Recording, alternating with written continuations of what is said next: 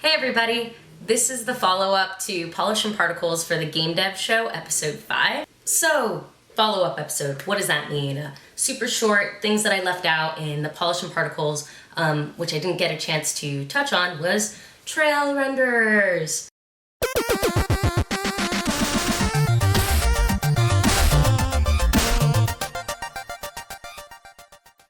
Trail renders, what are they? How do you make them? Why do you use them? Trail renders, it's when an object creates that little trail of particles or trail of light at the end, like following behind them. So Plane in the Sky makes like the jet stream effect, or a really good game that uses this is Ori and the Blind Forest. So lots of trail rendering effects there. Walk you through the steps of how to create that within Unity, and then why/when to use that versus using particle systems, which is what I covered in the video last time. So hopefully at the end of this video, you will be able to know the difference between the two and when to use them in your games. So let's get started. So we're back in Unity. It's the same project that I used in the Polish and Particles video.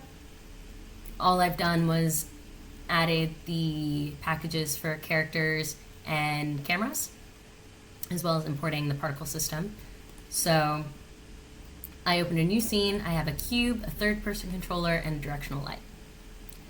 Now, when creating a trail render, it's essentially different from a particle system because the trail render is similar to a mesh renderer or a line renderer. So you don't want to apply the trail renderer object to a game object that already has a renderer associated to it. So if you click on the third-person controller, you can see that underneath the mesh of the Ethan body, it has this skin mesh renderer.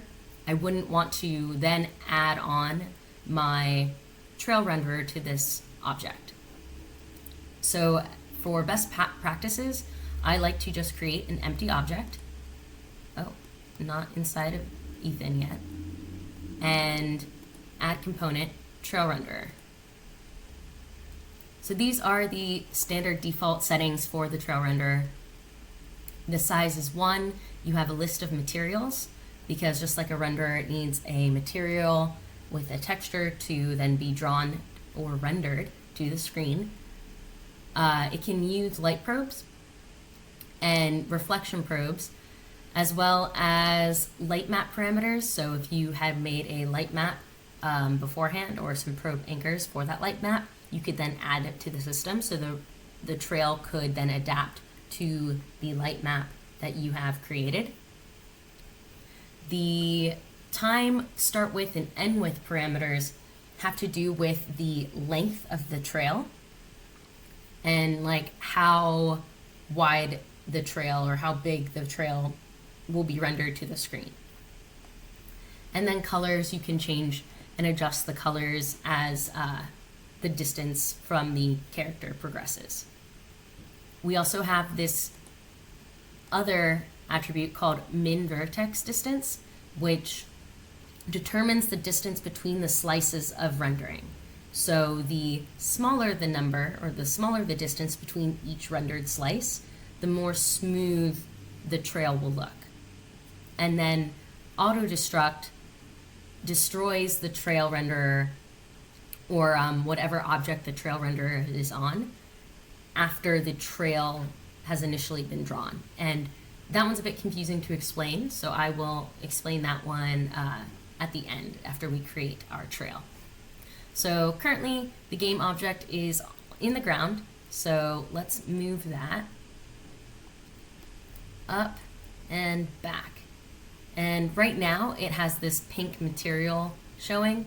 That is Unity's way of letting you know that something's wrong and that the material that you have attached to this object is not rendered properly. And if you look back at the materials list, there are no materials attached. So to create a render trail material, it works just like a particle system material. So if I right click, create material, I'll have this new material and I can name it my trail 3, because I already have a My Trail 2. And I want a particle shader, and I'll do additive. And because I've imported the particle system package, I have these particle flare, particle soft light, and there's also just like the regular default particle system. So I'll show you how this is drawn to the screen. So I'll do flare effect. Awesome. So now if My Trail 3, we add this to the trail, so I'm just clicking and dragging it on, you now see that there's no more pink, and if I zoom in, you see these blue lines which correspond to the like vertexes of what's being drawn. So if I minimize the vertex distance to 0.01 and then move, you can see how the blue triangles have shortened their distance dramatically. And this just means that they'll be drawn to the screen more often. Awesome. So let's move it back to behind Ethan.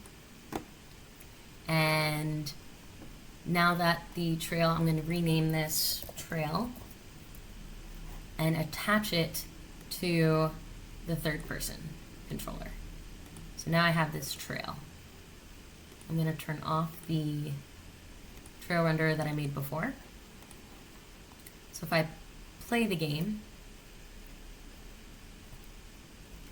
you'll see that, oh, wait one second. I'm going to take the main camera off and just kind of anchor it because I want you all to see the trail.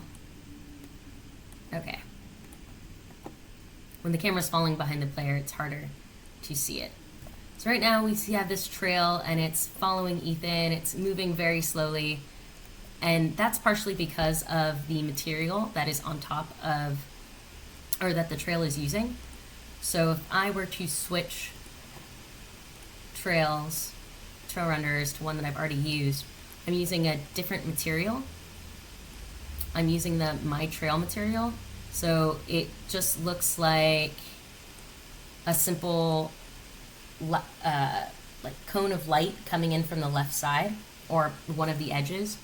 And I'm choosing that material because it'll act more like the cone that I want to create from Ethan. So I'm going to try and make him look like the Flash, having this red streak behind him. So if I then go back to this trail and make the light red, because the Flash has a red light associated with him, you can then see that this additive particle shader will have this red tinge to it. Or I could leave it white and then go to the colors here and just change these colors to red as well. I'll make it a bit orange or yellow. So now if we play it, we'll see that Ethan has this red kind of wisp behind him and looks a lot more like the Flash. You can jump and it automatically follows the character without any sort of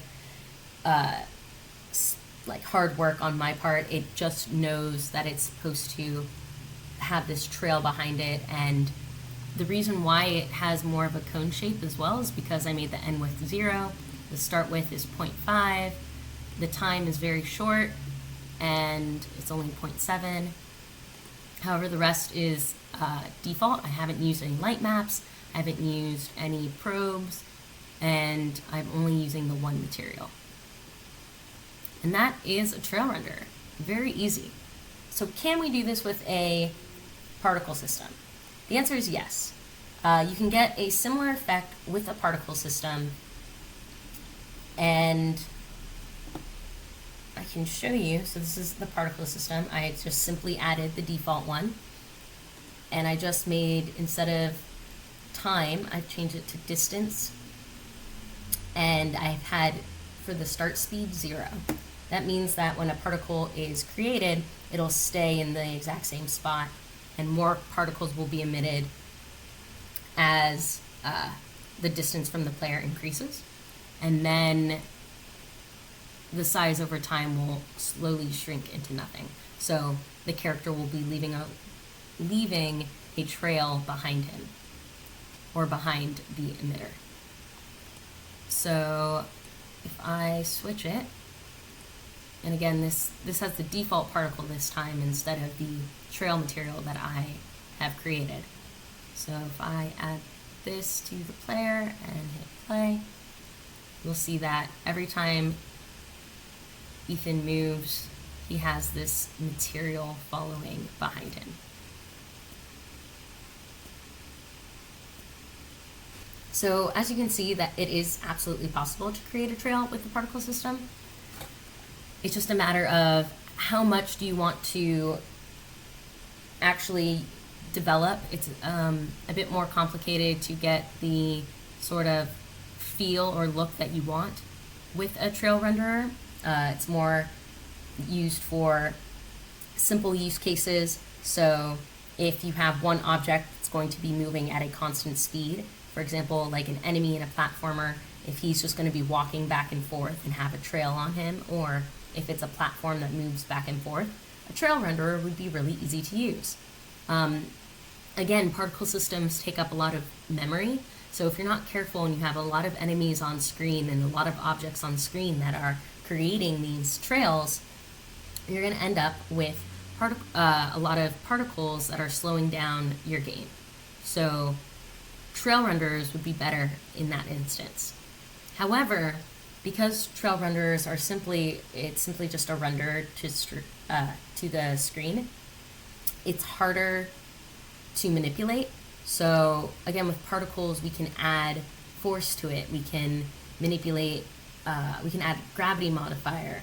We can change the colors over time and have a bit more control of what the trail can do. So if you want your trail to be collidable, we can add the collision parameter to the particle system and have it collide with the player like I showed you in the last video. You can't do that with a trail renderer. So again, the differences between them are just a matter of how much you want to be able to manipulate the trail, and should you use it, do you have enough memory in your game to use it. So I like trails because they're really simple. We did that in like less than 5 minutes, and you can create as many types of trails as you want. I usually put them for characters. Again, Ori in the Blind Forest used it on all of its like moving parts. I replayed that game recently, and I was just like looking at how beautiful the trail renderers were. Another thing you can do is combine them. You can combine a trail renderer with a particle effect, so it can have a simple trail but also like particles coming off of that trail because you have an emitter following the character as well. It just depends on kind of what you want to do.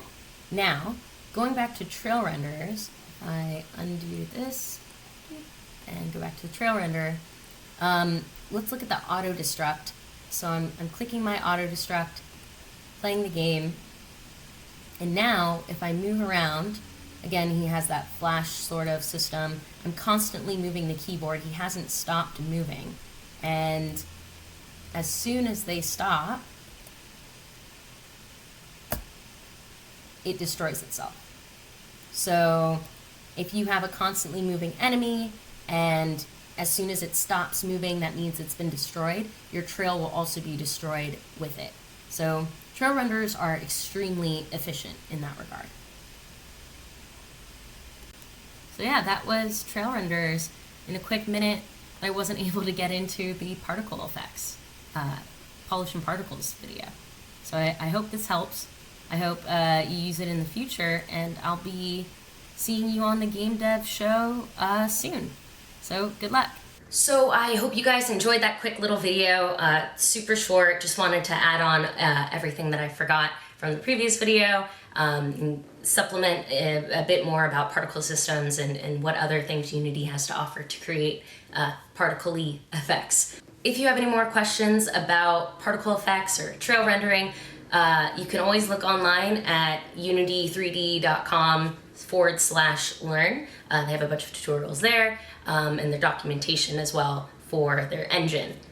Or you can reach out to me at Kat V. Harris. The Twitter thing should be here somewhere in the video. I don't know. It'll appear. Links to the Game Dev Show will also be in the link below. So look out for more videos, and I will see you later, Internet. Goodbye.